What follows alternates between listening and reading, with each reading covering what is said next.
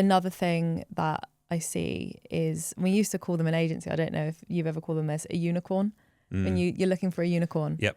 You're looking for someone that has got the exact experience that you need, coming from the exact previous business, very, very tight on the requirements, which is important for some roles. And I think there are some roles that lend itself to needing to do that than other roles. But I don't think that there is ever the perfect, when you see a CV through without having a conversation with somebody, you're never going to get that full picture of how that person is actually going to be able to fit into the business and do the role.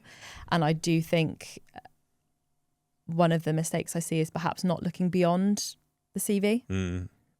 You need to have sometimes a conversation. If they're ticking majority of the boxes of experience, have a chat. Yeah. I think that's really important.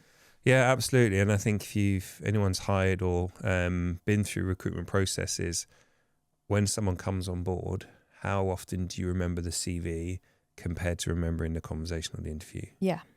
And I think that's a really, really interesting point. It's, the CV is such an important part of the recruitment process. And I think a lot of people in the recruitment world are trying to downplay it and, prioritize other things. But you need to have a good CV. You need to be able to demonstrate experience, your accountability, what you've delivered within your career. And it gives people that good snapshot. And ultimately, it just cracks the door open a little bit, start the conversation. Yeah. And that's really important. But we all remember the good conversations. We don't remember, the CV that started that conversation.